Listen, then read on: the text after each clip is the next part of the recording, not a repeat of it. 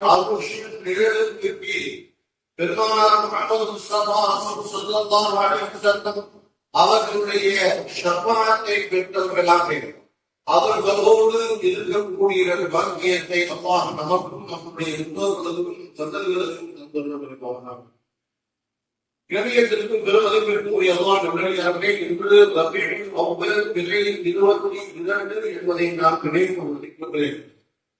இந்த ரபீஉல் அவ்வல் பிறை ஆரம்பத்தில் இருக்கிறேன்.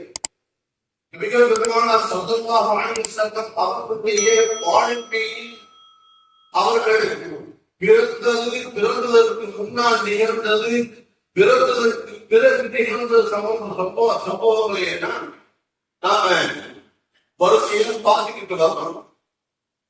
அந்த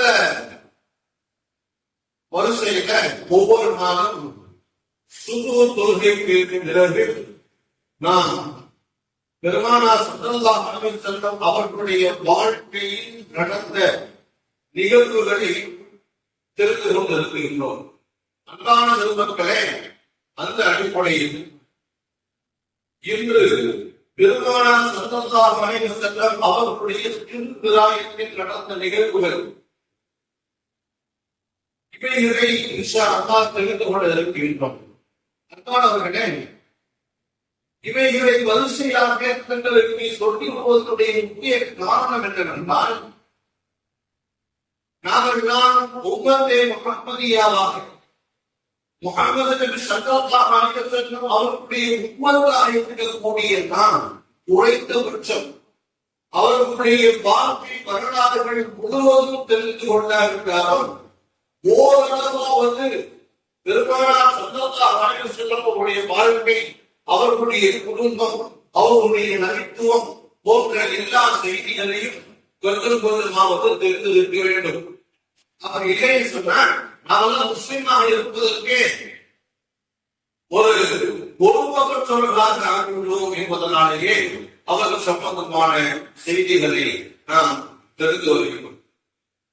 பெருமக்களே, உங்களுக்கு தெரியும், பெருமானார் ஸல்லல்லாஹு அலைஹி வஸல்லம் அவங்க பிறப்பதற்கு முன்னால் அல்லாஹ் அவர்களுடைய குடும்ப பாரம்பரியத்தை எப்படி தயார் செய்து வைத்தான், அவர்களுடைய குடும்பத்தில் உள்ள மக்கள் எல்லாம் செய்த நன்மையான காரியங்கள், அவர்களுடைய ஒழுக்கங்கள், அவர்களுக்கு அந்த ஊரில் இருந்த கண்ணியம், மரியாதை போன்ற விஷயங்களை எல்லாம் நாம் சென்ற பாகத்திற்கு இன்றைய பாகங்களில் பயணத்தில் சொல்லுவோம். அவங்களுடைய தாயாதியாரு, காப்பனாதியாரு, காப்பனார் கூட காப்பனாருடைய காப்பனாதியாரு, அவர்களுடைய காப்பனாக அவர்களுடைய பாரம்பரியத்தை 5 தலைமுறைகளை எடுத்து சொல்லியிருக்கின்றோம். உங்களுக்கு இதுவரைக்கும் சொன்னோம். ஹலிமா அம்மா அவங்கள்ட்ட பெருமானார் ஸல்லல்லாஹு அலைஹி வஸல்லம் அவர்கள் வாழ் கொண்டிருக்கக்கூடிய அளவுக்கு உண்டான செய்திகளை சொல்லியிருக்கின்றோம். ஹலிமா ஒரு ஹதீஸ்ல இப்படி அறிவிக்கிறாங்க, நான் என்னுடைய நட்பு தோழர்களோடு சேர்ந்து ஒரு 10 பேர் மக்காவுக்கு, அப்ப இருந்த சமயத்துல மக்கா பெரிய ஒரு சிட்டின்னு சொல்லுவாங்க. அவ கிராமங்கள்ல இருந்து நாங்க போயிருந்தோம். அவங்க ஒவ்வொரு வீட்டிலிருந்து குழந்தைகளை எடுத்து சென்று விட்டார்கள். நான் மட்டும் எதிமான ஆமினா அம்மாவுடைய மகன் முஹம்மது ஸல்லல்லாஹு அலைஹி வஸல்லம் அவர்களை குழந்தை பருவத்திலிருந்து எடுத்து வருவதற்கு பிறகு வழக்கம் ஏற்படுத்தி அவங்களுக்கு சற்றேறக்கூடிய 3.5 ஆண்டுகள் குழந்தையாக நபி ஸல்லல்லாஹு அலைஹி வஸல்லம் வளர்ந்தாங்க. அவர்களோடு இருந்த வாழும்படி சகோதரி, அதாவது அவர்களுடைய மகன், அவர்களுடைய அவங்க பேர் என்ன கேட்டீங்கன்னா ஷீமா என்று சொல்லக்கூடிய பேர். அவங்க ஒரு 4-5 வயது இருக்கும் பொழுது அடிமாமா சொல்றாங்க, போய் ஆடு வச்சுருக்கோம்மா அப்படின்னு. ஏன்னா அவங்க ஆடு மேய்க்கக்கூடிய தொழில் இருக்கக்கூடியது. நான் ஆடு மேய்க்கு போவோமா, நான் தனியா போறது. அப்ப என்னையும் நான் கூப்பிடுறேன், என்னால வர முடியாதப்ப எனக்கு வயசா இருந்துச்சு, நீ மட்டும் போயிட்டு வா, ஒரு பிரச்சனையும் இல்லை, உனக்கு எந்த கஷ்டமும் இல்லை, அதுதான் எனக்கு போயிட்டு அனுப்பட வந்தது. எப்படி நம்ம சகோதரர் முகமதையை குடியிருக்குமா அப்படின்னு அந்த பெண்களை கேட்கும் பொழுது என்ன சொல்ற, ஒரு வயசுலமானது அவனை கூட்டிக்கிட்டு போயிட்டு என்ன செய்ய முடியும்? நீ ஆட பாப்பியா குழந்தைய பாப்பியா? உங்களுக்கு தெரியாது. ஒரு தடவை நாங்க உங்களுக்கு தெரியாம முகமதை கூட்டிக்கிட்டு போயிருந்தேன். அங்க நான் 3 அதிசயத்தை கண்டேன். ஒண்ணு, அந்த பிள்ளைய குழந்தைய 1 வயசுல அந்த பிள்ளைய ஒரு பாலையின் மீது வைத்திருக்கு. நான் ஆடுகள் மேய்த்திக் கொண்டிருக்கும் பொழுது ஒரு வயதான பெரியவர் ஒருவர் வந்தார். நீண்ட நேரமாக என்னுடைய தம்பி சகோதரன் முகமதை பார்த்துக் கொண்டிருந்தார். அப்போ சொன்னாரு, இந்த குழந்தை யாருக்கு குழந்தை? இந்த குழந்தையின் முகத்தில் ஒரு தேஜஸ் தெரியும், ஒரு ஒளிவட்டம், இவருடைய வாழ்க்கை பின்னணியினுடைய பிரகாசம் இந்த குழந்தையின் முகத்தில் தெரியும். குழந்தையை பத்திரமா பார்த்து சொல்லி இன்னொரு விஷயம் பார்த்தேன். முகமது இருந்த அந்த இடத்துல மேகம் அப்படியே சூழ்ந்து கொண்டிருந்து அந்த இடம் மட்டும் நிழலாக இருக்கு, வெயில் படவே இல்லை. அடுத்த இன்னொரு விஷயம், ஆடு மேய்க்கிறதுக்கு நான் போயிருந்தேன். எப்பவுமே ஆடுகள் சில்லறை அங்குமன்றும் இங்குமாக தங்களுக்கு தேவையான கிடைக்கக்கூடிய ஆதாரங்களை சாப்பிட்டு வரும். நான் எங்கேயுமா போய் செய்து வருவேன். ஆனா அவரை அழைத்து சென்ற அந்த தினத்தில் ஒட்டுமொத்த ஆடுகளுடன் அவரை சுற்றி சூழ்ந்து கொண்டன. எங்கேயும் அங்கே எங்கேயும் போகல. பெருமக்களே, சொல்லும் செய்தி கிதாபுகளில் இருந்து பெருமானார் ஸல்லல்லாஹு அலைஹி வஸல்லம் அவர்கள் சம்பந்தமான சரித்திரங்களை எடுத்து சொல்கின்றனர். நான் ஒரு 3-4 தினங்களுக்கு முன்பதாக சுபுடைய வரையான ஒரு செய்தி சொன்னேன். என்ன தெரியுமா? பெருமானார் ஸல்லல்லாஹு அலைஹி வஸல்லம் அவருடைய வாழ்க்கை சரித்திரங்களில் ஒரு விஷயத்தை எழுத வேண்டும் என்று ஒவ்வொரு கிதாபுகளின் நூலாசிரியர்களும் ஆசைப்படுவார்கள்.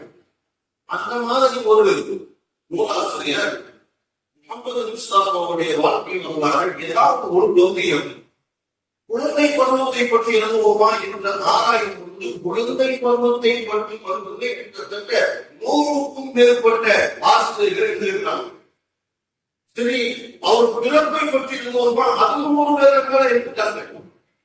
இப்படி அவருடைய வியாபாரம், அவருடைய கவித்துவம், வாலிபத்துவம், திருமணம் ஆகிய பிள்ளைகளுடன் குழந்தைகளுடன் அவர்களுடைய நடைமுறை அனைத்து ஒவ்வொருவரும் எழுதி நினைத்தார்கள்.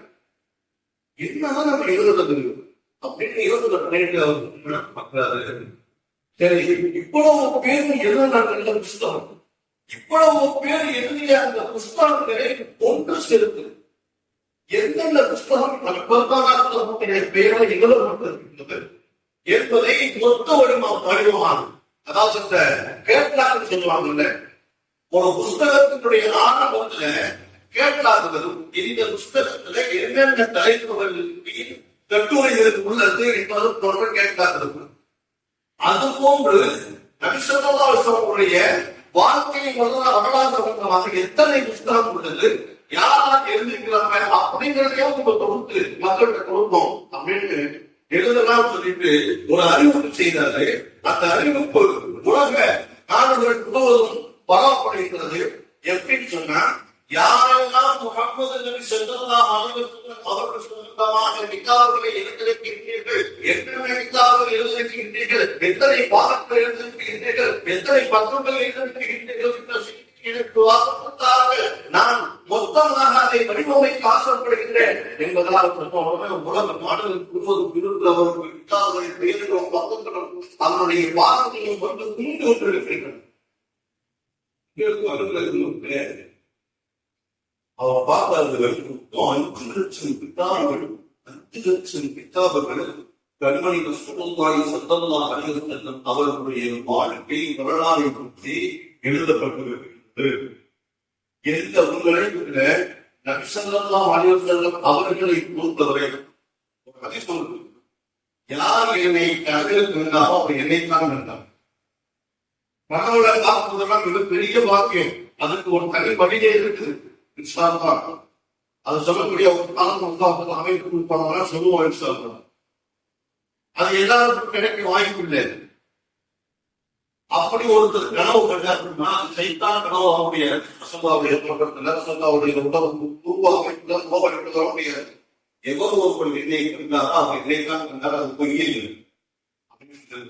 மாதிரி பெருமானார் ஸல்லல்லாஹு அலைஹி வஸல்லம் வாழ்க்கை சரித்திரத்தை ஒருவர் எழுதாருன்னா புது விதமான கற்பனையில அவர்களுடைய வார்த்தைகளை வெளிப்படுத்தி எழுத வேண்டும் என்ற தோழரை யாராலும் எழுத முடியாத அவர்களுடைய வாழ்க்கையில் நடந்த செய்திகளை உள்ளபடி எழுதக்கூடிய ஒரு அமைப்பில் தான் 50 எழுதப்பட்டிருக்கிறது சொன்னார். அவ்வளவு செய்தியை நம்மளால் தெரிந்து முடியாத ஒரு சில செய்தியாக நாம் அறிந்துவிட வேண்டும். அதற்குத்தான் இந்த மாதத்திலாவது நம்ம நாயகம் ஸல்லல்லாஹு அலைஹி வஸல்லம் அவருடைய வாழ்க்கை. அப்ப அந்த சீமா என்று சொல்லக்கூடிய அந்த சிறுமி யாரு? ஹலீமத்து ஸஅதிய்யா ரலியல்லாஹு அன்ஹா. ரசூலுல்லாஹி ஸல்லல்லாஹு அலைஹி வஸல்லம் பால் புகட்டினார்களே, பால் குடித்தாய், அந்த தாயினுடைய மகள். அவங்க சொல்றாங்க, நான் போனேன், இருந்தது அவர்கள் சுருட்டு கொண்டன, அதனால அவங்களுக்கு பார்த்து அவசியம் இல்லை, அவங்க எதையும் பார்த்துடுவாங்க, ஆண்களையும் பார்த்துடுவாங்க, நான் அவங்களை கூட்டிட்டு போயிட்டு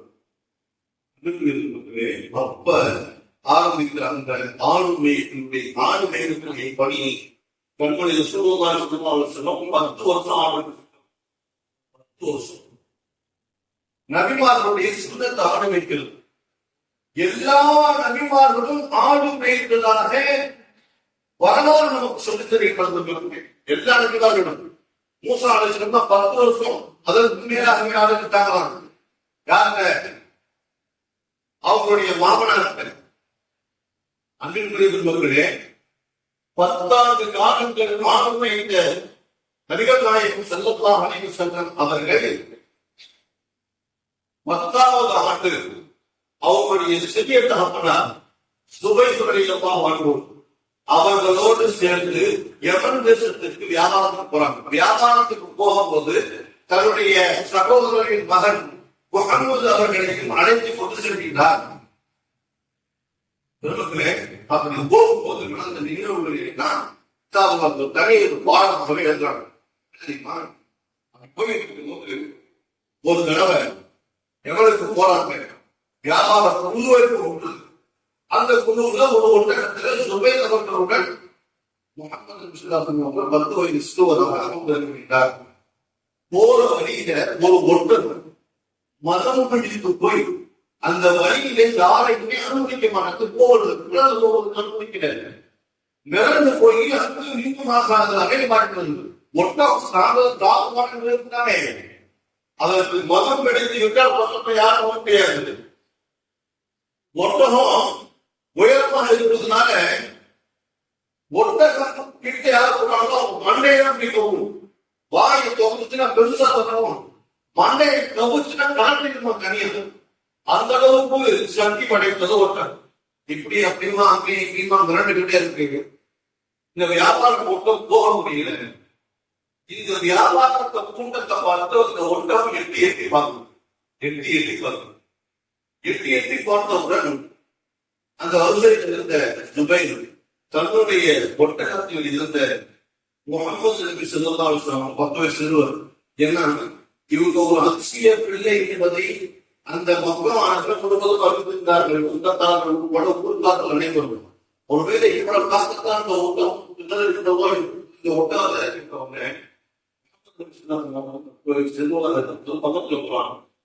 பக்கத்துல போன உடனே அந்த உலகம் அந்த உலகம் அப்படியே மறுபடி கீழே கொண்டு தன்னுடைய நெஞ்சை தரையில் வைத்து உலகக்கூடிய அளவுக்கு படம்.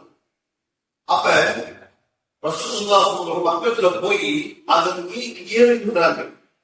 ஏறின உடனே அந்த ஒட்டகம் எந்திரிச்சு மிக நீண்ட தூரம் நடத்துகிறது. அதுக்கு பின்னாடியே இந்த வணிகர் கூட்டம் அந்த வியாபார பின்னாடியே போகுது. போன அந்த ஒட்டகம் அடுத்து பெருமானார் ஸல்லல்லாஹு அலைஹி வஸல்லம் இறக்கிவிட்டு செய்கிறார்கள். அன்பானவர்களே, பெருமானார் ஸல்லல்லாஹு அலைஹி வஸல்லம் அவர்களின் மீது மனிதர்கள் மாத்திரம் நிர்வகிக்கிறது கூட எந்த அளவுக்கு முஹப்பத்தோடு இருக்கின்றது என்பதற்கு ஒரு உதாரணம். இது போன்ற நிறைய சொல்லலாம். ஒட்டகம் மாத்திரம் அல்ல, ஏராளமான நிறுவனங்கள் பெருமானார் ஸல்லல்லாஹு அலைஹி வஸல்லம் அவர்களோடு சேர்ந்து அவர்களுடைய முஹப்பத்தை வெளிப்படுத்தியிருக்கின்றனர். சௌர் குகையில நபி ஸல்லல்லாஹு அலைஹி வஸல்லம் அவர்கள் அபூபக்கர் சித்திக் ரலியல்லாஹு அன்ஹு இருந்தாங்க இல்லையா, இருக்கு. அந்த கருத்துகளுக்கு நிறைய சொல்லியிருக்கு. அதுல ஒரு பாம்பு ஒவ்வொரு ஓட்டை துணையாக வருவதற்கு முயற்சிக்கிறது. அபூபக்கர் சித்திக் தன்னுடைய ஆடையை ஒவ்வொரு முந்தையும் ஓட்டையை நடந்து விட்டாங்க. வெளியே வர முடியாது. கடைசியில ஒரு ஓட்டையில வைக்கிறதுக்கு துணி இல்லாத அந்த இடத்துல காலை துணிட்டாங்க. அந்த பாம்பு கிளர்ச்சியாக அவருடைய காலை தீட்டு வெளியில் ஒன்றாக சரித்திரம். வெளியே வருவதற்கு பிறகு அந்த நிகழ்ச்சி தெரியும் கொண்டு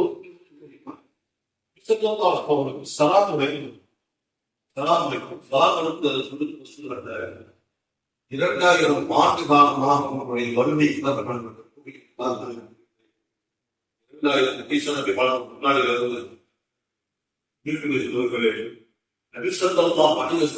அவர்களின் மீதுண்டான மனிதர்களை தாண்டி மிருகங்கள், பூவினர்கள், பறவைகள்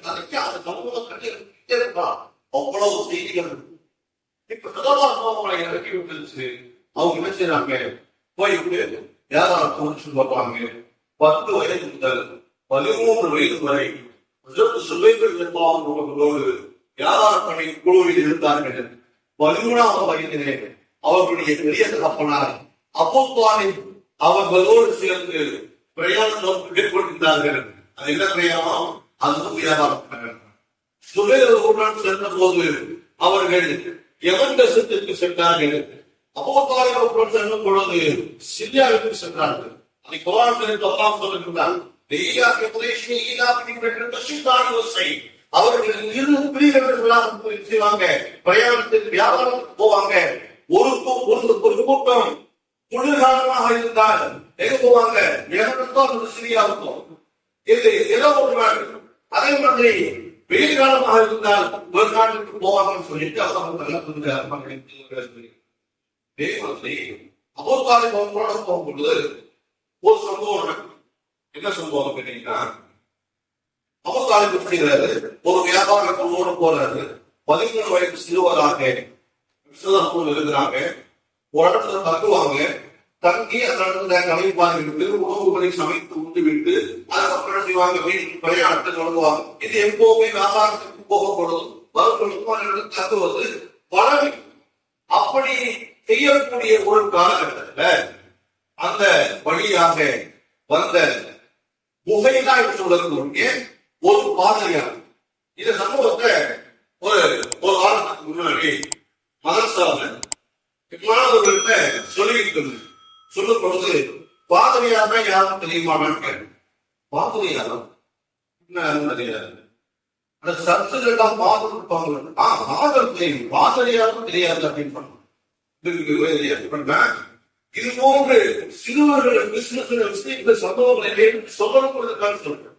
உங்களுடைய வீட்டு பிள்ளைகளுக்கு பெருமானார் ஸல்லல்லாஹு அலைஹி வஸல்லம் அவருடைய வாழ்க்கையில் கடந்த நிகழ்வுகள் உங்களுக்கு எல்லாம் தெரியுமோ அதெல்லாம் சொல்லி கொடுத்து வளர்க்கணும்.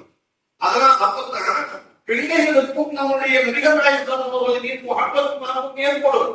அந்த அடிப்படையில மாணவர்களுக்கு சம்பவங்களை எல்லாம் எடுத்து சொல்லுவதுடன் அந்த மாதிரி அந்த பாதையார் வந்தாங்க. ஒரு பேர் குமைரா. அவங்க பார்த்தாரு. பார்த்துட்டு போயிருக்கு. திரும்பி வரும் பொழுது மறுபடியும் கத்துறாங்க. முதல்ல பார்த்துட்டு போனதுல போகும்போது நீங்க போயிட்டு இப்ப திரும்பி ஒரு கேள்வி நாங்க திரும்பி ஒரு சந்திர கிணக்கு சொல்றாங்க. அதே நாள வந்து திரும்பியாக தங்குறாங்க. அந்த முகையா இருக்கிறாரு வந்து இங்க எல்லாருக்கும் உணவு ஏற்பாடு பண்ணிருக்கிறேன், விருந்து கொடுக்கணுமா அந்த சொல்றேன். அப்ப நீங்க எல்லாரும் என்னுடைய வீட்டுல வந்து கலந்துக்கணும் அப்படின்னு சொன்னாங்க. சரி நான் கலந்துக்கிறோம் அப்படின்ட்டு அந்த வியாபாரத்தினுடைய தலைவர் ஒத்துக்கிறாங்க. இப்ப மக்காவிலிருந்து வியாபாரத்திற்கு சிரியாவுக்கு செல்வது பொழுது மக்காவில் விளைவிக்கக்கூடிய மக்காவில் தயாரிக்கக்கூடிய பொருட்களையும் விலை நிலைகள் பொருட்களையும் செய்வாங்க கொண்டு போய் அந்த யமனுடைய சிரியாவை விற்பாங்க. வியாபாரத்தை முடித்து விட்டு அங்கிருந்து வரும் பொழுது தங்களுடைய ஊருக்கு தேவையான பொருட்களை அங்கிருந்து வாங்கி வருவாங்க. இது வியாபாரத்தினுடைய அவங்களுடைய வழக்கு. அப்படி அங்கிருந்து வரும் பொழுது தங்கியிருக்கிறாங்க, போயிதான் விருந்துக்கு எல்லாரும் செய்யறாங்க, போகணும் முடிவு பண்றாங்க. இந்த பொருட்களை போக முடியாது, என்ன செய்யலாம் முடிவு பொழுது முகமது போயிடுவோம், அவர் பார்க்க இருக்கோம், நம்ம போய் சாப்பிட்டு வரும்போது அவரோட சாப்பாடு வாங்கிட்டு வரலாம் அப்படின்ற அடிப்படை போனோம்னா போயிடலாம். இப்போ பையன் சில சரி நல்லதான இருக்கு. அவர் பொருட்களை பாதுகாப்பு சொல்லணும். இது ஏற்பாடு உங்களுக்கு இல்ல. நீங்க வருஷம் போறீங்க பாக்குறேன். என்னைக்காவது உங்களுக்கு விருது சொல்லியிருக்கானா? இல்லை, நான் உங்களுக்கு விருது கொடுக்கணும் சொன்னதற்கான முக்கிய காரணம் தெரியுமா? அது உங்களுடன் வந்த அந்த சிறுவருக்காக. ஏன் அந்த சிறுவருக்காக விருது கொடுக்கின்றேன் என்பது உங்களுக்கு தெரியுமா? எங்களுடைய வேதங்களில் சொல்லப்பட்டிருக்கக்கூடிய தீர்க்க தரிசையினுடைய முழு அடையாளம் அந்த சிறுவர்கள் இருக்கு. என்ன முடியும்? அவர் நடந்து வரக்கூடிய பாதையில் அவருக்கு வெயில் சுற்றி வைக்காதவருக்கு மேலும் கொடை எடுத்துக் கொண்டே வரும். பல விஷயங்கள் சொல்லி காட்டுறாங்க. அவர் கூட்டிட்டு வந்தாலும் அவர் கூட்டிட்டு வந்து விருது சார்பட்ட கலையை தான் நாம் கருத்து படுத்திருக்கிறோம். இப்ப 11 வயது, 15 வயது, 17 வயது, 20 வயது வியாபாரத்தில் போகவும் அங்குமாக இருக்கின்றார்கள். இடைப்பட்ட காலத்தில் ஆளுநர்களே இப்ப அவங்க எப்படி அவர்கள் இந்த சரித்திரத்துக்கு என்ன அவங்களுக்கும் சிரியாவுக்கும் ஒரு வியாபார ஒப்பந்தம் ஏற்பட வேண்டும். வியாபார ஒப்பந்தம்னா அப்படி ஒப்பந்தம் இல்ல, மிக பிரம்மாண்டமான வியாபாரம். அந்த அரபகத்தினுடைய வியாபாரிகளின் சக்கரவர்த்தின்னு சொல்லக்கூடிய அளவுக்கு மிக பிரம்மாண்டமான வியாபார தலைமையாக இருப்பவர்கள் அன்னை குதிரையாளர்கள் இருப்பார்கள். இப்ப அந்த ஒப்பந்தத்தின் அடிப்படையில் இந்த வியாபார பொருட்களை கிட்டத்தட்ட 1000 புத்தகங்களுக்கு மேலாக வியாபார பொருட்களை இயற்கையாகிவிட்டது தொழிலுக்கு சேர்க்கணும். யாரை ஒப்படைக்கலாம் அப்படின்னு சொல்லிட்டு ஒரு மசூர் நடக்காது.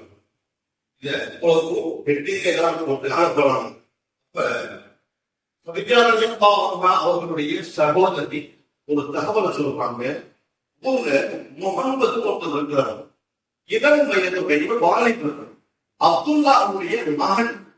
அவர் ஊரில் நல்ல பெயருடன் இருக்கின்றார். மாத்திரமல்ல, அவர் செல்லக்கூடிய வியாபாரம் என்ன மிக அற்புதமான முறையில் நடைபெறக்கூடிய வியாபாரமாக இருக்கின்றது. அவர் வியாபாரத்தை மிக மிஞ்சிய லாபத்தை ஈட்டி வருகின்றார்.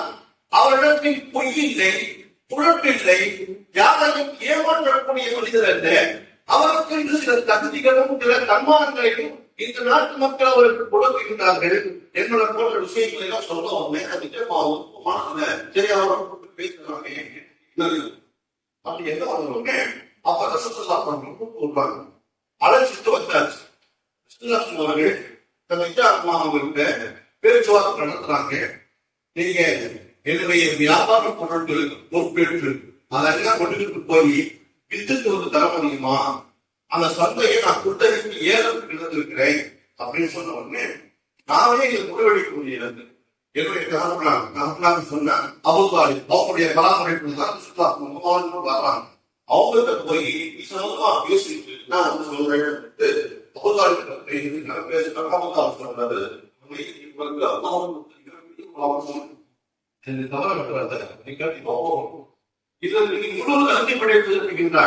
என்று அவருக்கு ஒரு ஊக்கம் கொடுத்து அறிவுரைகளை சொல்லி புத்திகளை சொல்லி அனுப்பி வைக்கிறாங்க. அப்ப அவங்களுக்கு கதிஜாவுக்கு ஒரு உடன்படிக்கை ஒப்பந்தம் ஏற்படுகின்றது. சென்று கொண்டுட்டு வந்து தரணும். சரி, இப்ப கொண்டுட்டு போறாங்க. ஒரு இருவருக்கும் தனியாக ஒரு வாகனம், ஒரு ஒட்டகம். இவர்களை கவனிப்பதற்கும் கண்காணிப்பதற்கும் ஒரு பேர ஒற்றர்களை ஏற்பாடு பண்றாங்க. அவங்க யாரும் பெண்கள் மக்களே போயிருக்காங்க, போவாங்க, வியாபாரம் செஞ்சாங்க, பிரமாண்டமான வியாபாரம் வியாபாரத்துல தேவையான பொருள் அங்கிருந்து வாங்கிட்டு போவாங்க. இதற்கு முன்னால் இது போன்று பல தடவைகள் நாம் வியாபாரத்திற்கு மக்களை எடுத்திருக்கின்றோம். இதுவரை வராத லாபம் பல மடங்கு அதிகமாக அவர்களுக்கு இருப்பது. இது ஒரு சரியான வியாபாரி என்பதை நன்கு விளக்கிக் கொள்கின்றார்கள். தங்களுடைய நோக்கங்களை அழைத்திருக்கின்றார்கள். அவருடைய நடவடிக்கை எப்படி இருந்தது அவர் சொல்கின்றார்கள். அவங்க போகும்போது எங்கேயுமே ஒரு வெயில் அடித்த ஒரு மேகம் அவருக்கு நெருங்கி பிடித்துக் கொண்டே வருகின்றது. அவர் எந்த இடத்திலும் யாரிடத்திலும் போய் பேசவில்லை. வியாபாரத்தினுடைய தாவர மத்தியமே அதுதான். நீங்க எவ்வளவு பெரிய வியாபாரம் என்று செய்யும், எவ்வளவு பெரிய வியாபாரம் எவ்வளோ வியாபாரம், பொட்டி கடையிலிருந்து நகைக்கடை வரைக்கும் எந்த வியாபாரம் நீங்கள் செய்தாலும் வியாபாரத்திற்கு ஒரு சிறு துணி பொய் வருமானால் அந்த வியாபாரத்தில் வரவேற்பு கிடையாது. உண்மையை மட்டும் நீங்க பார்க்கலாம். ஒரு இடத்துல ஒரு பொருள் சொன்னா அந்த ஊருக்கு நீங்க விலை கேட்க அவங்க ஒரு விலை சொல்லுவாங்க. இல்லை என்ன கட்டுப்படியாக இந்த விலைக்கு நான் கேட்டீங்கன்னா அதுக்கு அவங்க சொல்லுவோம், நான் வாங்குறதே இந்த விலைக்கு தான் வாங்கிருக்கேன், உனக்கு இந்த விலைக்கு தர முடியும் பொய் சொல்லுவோம். அந்த பொய் அந்த வியாபாரத்தினுடைய வழக்கத்தை கெட்டு இந்த உம்மத்திற்கு நபித்துவம் வருவதற்கு முன்னாடியே வியாபாரத்தினுடைய ஒழுக்கத்தை பெற்றுக் கொடுத்து வியாபாரத்தினுடைய உயர்வின் உச்சிக்கு செல்லக்கூடிய வழிவகைகளை காட்டி கொடுத்தார்கள். பிறகு உங்களுக்கு தெரியும், பிறகு குணம் இல்லையா, சாதாரண அனுப்பி இல்லையா, ஒவ்வொரு ஊருக்கும் ஒவ்வொரு எகிப்துல இருந்து சிரியாவில இருந்து மலேசியாவில இருந்து இந்தியாவில இருந்து எல்லா நாட்டுகளுக்கும் சாதாரண போறாங்க. சாதாரண வரும்பொழுது இந்தியாவுக்கு வரும்போது தமிழ் ஹிந்தி மலையாளம் கற்றுட்டா வந்தாங்க. யாருக்கும் தெரியுமா, பெருமக்களை யாருக்கும் இதெல்லாம் தெரியாது. அவர்கள் வந்து வியாபாரம் தான் சொன்னாங்க. அவருடைய வியாபாரத்தினுடைய ஒழுக்கம் தான், நேர்மை தான், நன்னடத்தை தான் இங்கு இந்த நாடுகளில் இஸ்லாம் ஊடுருவதற்கு ஒரு அடித்தளமாக இருந்தது என்பது வியாபாரத்தினுடைய உண்மை. அப்படிப்பட்ட அந்த வியாபாரத்தை அவர் செய்த அந்த அழகை அந்த பெண்கள் செய்றாங்க. அந்த கதிஜா ரலியல்லாஹு அன்ஹா சொல்றாங்க. இப்ப கதிஜா ரலியல்லாஹு அன்ஹாவுக்கு முஹம்மது ஸல்லல்லாஹு அலைஹி வஸல்லம் தனிப்பட்ட மரியாதை பக்கத்து ஏற்படும். இப்ப கொஞ்சம் கொஞ்சமாக காலம் நடக்கின்றது. பொருட்களை வாங்குவதும் கொண்டு வாங்குவதும் இப்படியாக நடந்து கொடுக்கும் வேலையிலே அவர்களை திருமணம் சரீரா அவர்களுக்கு ஆசையில் பெருமக்களே அப்ப சொல்லி விடுறாங்களே, முகமது நபி ஸல்லல்லாஹு அலைஹி வஸல்லம் அவர்களை திருமணம் முடித்துக் கொள்வதற்கு ஆசைப்படுவதால் வேஷத்துல 25 அன்பான பெருமக்களே, நாம் எல்லாம் உண்மையான உள்ளவர்களாக இருந்தால் உள்ளவர்களாக இருந்தால் இதையெல்லாம் சிந்தித்து பார்க்க வேண்டும். நாம நிறைய கேள்விகளை சந்தித்திருக்கிறோம். அவங்க ஏன் 11 திருமணம் முடித்தார்கள் என்னோட கேள்விகளை சந்தித்து அல்லது யாராவது கேள்வி கேட்கிறத பார்க்கணும்.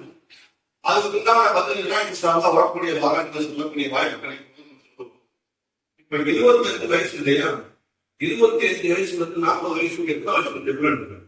15 ஆண்டு காலத்தில் நம்முடைய எல்லா வாழ்க்கையும் வழிகாட்டி போனாங்க.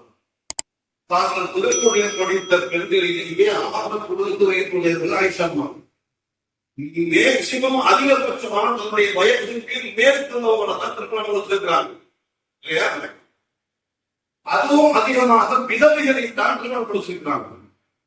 இப்ப நீங்க திருப்பி பாருங்க, சகிதமா வியாபார சக்கரவர்த்தி வியாபாரத்தினுடைய லாபத்தில் உச்சத்தில் கொடிகட்டி பழக்கக்கூடிய அற்புதமான அசாத்தியமான பெண்மணி. அவர்களுக்கு இதற்கு முன்னால் ஏற்கனவே 2 திருமணங்கள் நடந்திருக்கின்றது. அவர்களுடைய செல்வ செழிப்பு அந்த நாட்டில் இருக்கக்கூடிய வியாபாரிகளுக்கு எல்லாம் அவர்களை திருமணம் முடித்துக் கொள்ள வேண்டும் என்ற ஆவல் இருக்கின்றது. அப்பேற்பட்ட மிகப்பெரிய கோடீஸ்வரி பெண்ணான அந்த கலிஜாமா ஒரு வசதியும் இல்லாத எத்தீமாக இருக்கக்கூடிய என்னானதை எத்தீமாக இருக்கக்கூடிய ஒரு சாதாரண இளைஞரை திருமணம் முடிப்பதற்கு ஆசைப்படுகிறார்கள் என்று சொன்னால் எந்த அளவுக்கு நேர்த்தியும் உயர்வான நடத்தையும் இருந்தால் அதை செய்து பாருங்கள். இப்ப இங்க வாங்க, ஒரு சாதாரண இருந்தாலும் 25 வயது வாலிபர், அந்த வாலிபர் தன்னை விட 15 வயது மூத்த பெண்ணை திருமணம் முடித்து விட்டார் என்று சொன்னால் அதுதான் நமக்கு பாலினுக்கு மேல செய்யுமா? வீட்டுக்குள்ளே பொழுது ஒரு 7-8 வயசு கம்மியான ஒத்த வயதை ஒரே வயதை உள்ள பெண்கள்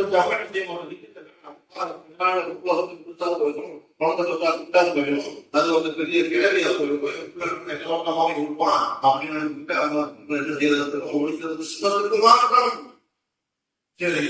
திருமணம் ஆகாத வீட்டு பிள்ளைகளுக்கு விதவைகளை திருமணம் கொடுப்பதற்கு போவான். அதுவும் செய்ததில்லை, அதுவும் செய்வதற்கு மாற்றம். மக்களே, நம்ம வீட்டில் புகழப்புள்ள வசதி வாய்ப்புள்ள செல்வத்திற்குள்ள மிகப்பெரிய வசதியாயிருக்கிற வீட்டில் வளரும் பொழுது எந்த விதமான குறையும் இல்லை, எந்த விதமான பாதுகாப்பும் இல்லாம நல்ல சாப்பாடு கொடுத்து நல்ல குடும்பம் கொடுத்து வளர்த்திருக்கிறோம். ஏழை வீட்டுக்குள்ளே திருமணம் முடிக்கலாமா அப்படின்னு நாம் என்ன செய்வோம்? நம்ம வீட்டு புகழப்புள்ளைகளுக்கு ஏழ்மையான வீட்டு ஆண் பிள்ளைகளுக்கு திருமணம் முடிக்கலாமா இல்லையா? ஆனால் இது எல்லாத்தையும் விடை தெரிந்தவர்கள் என்று நான் சொல்றோம். அவர்கள் முடிந்த திருமணங்கள் நடைபெறும் விதவைகள் ஏழ்மையானவர்கள், அது பல காரணங்களுக்கு திருமணம் முடியும். அவங்க ஏன் திருமணம் முடிச்சாங்க? அவர்கள் திருமணங்கள் எல்லாம் எப்படி நடந்துச்சு, அவருடைய திருமண வாழ்க்கை எப்படி இருந்துச்சு என்பதை போன்ற செய்திகளை வரக்கூடிய